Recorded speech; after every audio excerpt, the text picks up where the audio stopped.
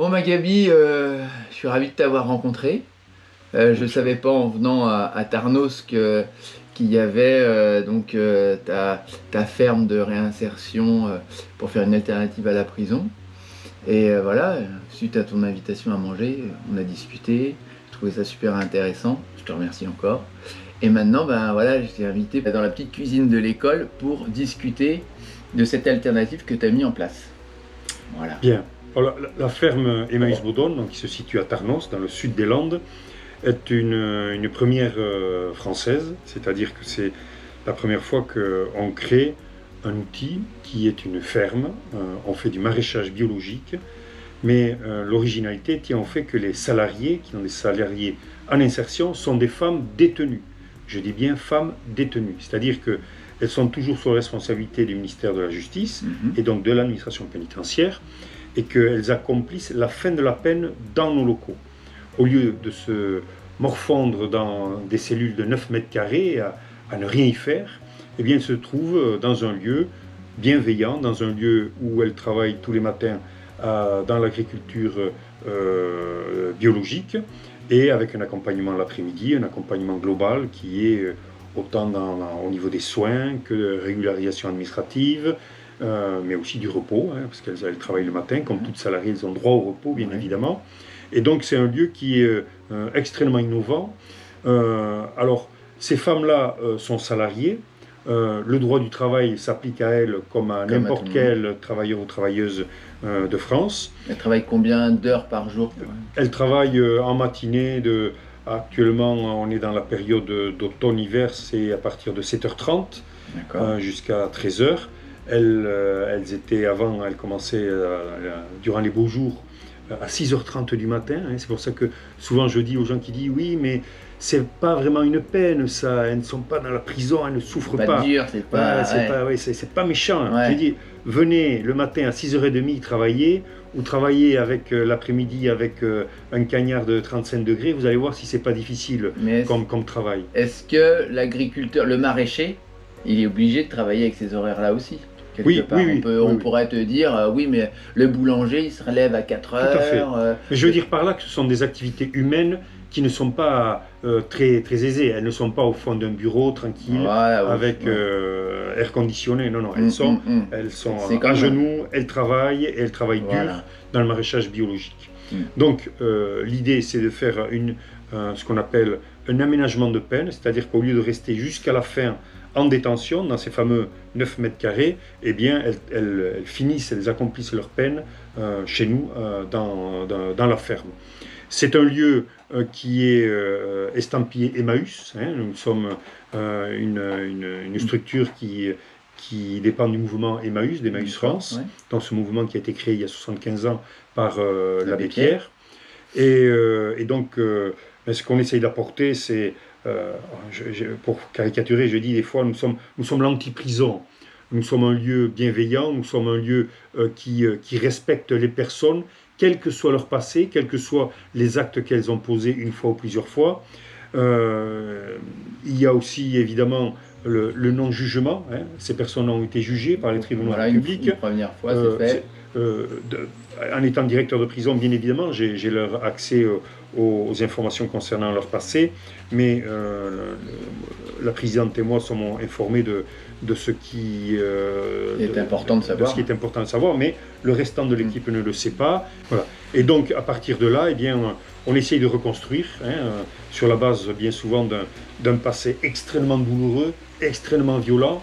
Les femmes que nous accueillons ici sont des femmes qui ont le même marqueur, qui est celui de la violence. Bien souvent, pour certaines d'entre elles, même intra-utérin, du temps où elles étaient portées par leur maman dans leur ventre. C'est vous dire les bagages qu'elles portent, ces femmes-là. Or, ça n'excuse pas les faits qu'elles ont accomplis, mais ça explique grandement les faits qu'elles ont posés. J'aime à dire que la majeure partie, parce qu'évidemment, là comme ailleurs, dans toute règle, il y a des exceptions, mais les gens qui sont en prison, ici comme ailleurs, eh bien, s'il fallait, faire un raccourci, on pourrait parler évidemment très longuement de raisons sociologiques, etc., psychiatriques, etc. moi j'aime à dire une chose qui est très simple et qui couvre la majeure partie des gens qui sont en prison. Ce sont des gens qui n'ont pas été aimés ou qui ont été mal aimés. Voilà. Pas aimés ou mal aimés. C'est ça le fil rouge. Pour toi, pour tous les prisonniers, c'est ça. C'est ça. Peu importe. Le fondamental de leur cheminement, de leur trajectoire délinquante ou criminelle, à l'origine, c'est ce que vous trouvez. Pas aimé ou mal aimé. Et j'allais dire même, dans le temps, il y avait la DAS. Aujourd'hui, c'est l'ASE, cet organisme d'État qui accueillait les personnes qui, par décision de justice ou autre administrative, des enfants qui étaient enlevés de leur famille pour être mis dans des institutions.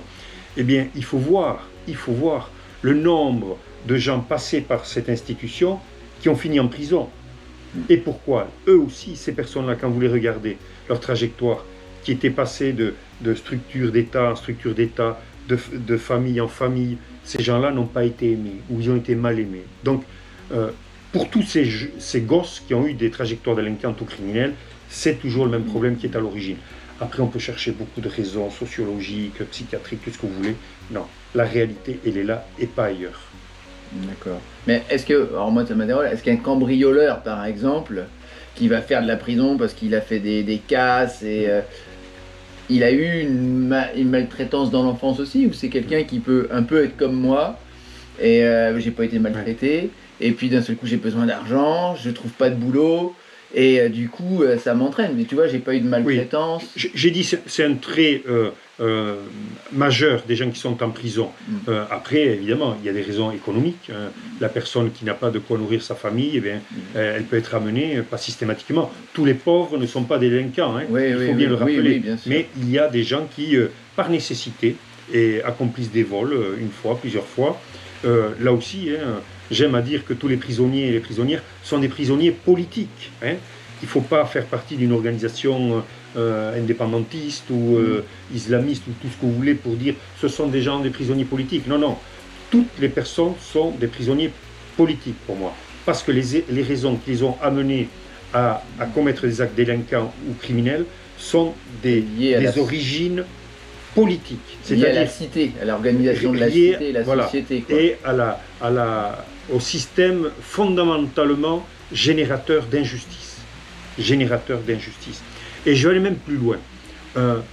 Il y a par exemple des délits, voire des crimes qui sont extrêmement, et j'allais dire à juste titre, montrés du doigt. Je pense par exemple aux personnes qui commettent des actes contre des femmes, par exemple, qui prennent des femmes pour des objets, qui les maltraitent, qui les prostituent, etc. etc. Ces gens-là, évidemment, ont leur responsabilité. Mais qu'on regarde de plus près la totalité de la chaîne de responsabilité par rapport à ces actes-là. Et vous verrez que la publicité, vous verrez que beaucoup de grands films que l'on voit qui gagnent beaucoup d'argent, eh bien, qu'est-ce qu'on montre, qu'est-ce qu'on démontre? La femme objet, la femme instrumentalisée, sexuelle. Voilà, etc. etc. Donc, ça crée des mentalités. Et... Voilà, ça j'allais dire, ça donne libre cours à des bas instincts de notre humanité. Donc nous sommes tous capables, nous avons des bons ressorts dans notre humanité, mais aussi nous sommes capables de faire fonctionner des mauvais ressorts de notre humanité. Donc je ne cherche pas évidemment à pardonner quoi que ce soit, ce n'est pas de mon domaine, je ne suis pas juge. Par contre, j'aime toujours à dire que quand on cherche un coupable, il faut chercher la totalité de la chaîne de responsabilité. Voilà. Et l'État, le système dans lequel on est souvent un des maillons de cette chaîne qui a amené à ce qu'un acte délinquant ou criminel soit posé. Oui, moi ce que j'aime à dire, c'est qu'il ne faut pas s'arrêter à la conséquence, il faut rechercher, remonter. C'est Spinoza qui remonte aux causes. À l'origine. Et voilà, et pour beaucoup de choses, beaucoup d'explications, je trouve, il faut remonter à la cause et pas s'arrêter à, comme on en parlait l'autre jour, les migrants, ils viennent pour piquer nos allocs, ce qu'on entend souvent. Ah ouais, mais les migrants, ils viennent parce que c'est la guerre, parce qu'ils ont la famine dans leur pays, parce qu'il y a des problèmes politiques et tout ça. Et les problèmes politiques, et la guerre, et les famines organisées, dont nous sommes responsables, comme co-responsables. Et qu'il ne faut pas dire, non, mais c'est les gouvernements. Non, les gouvernements, ils sont là parce qu'on vote. et que l'on vote telle ou telle couleur politique. On corrompt des fois aussi des gouvernants dans les pays, mettons, africains, où là, il y a vraiment beaucoup de corruption.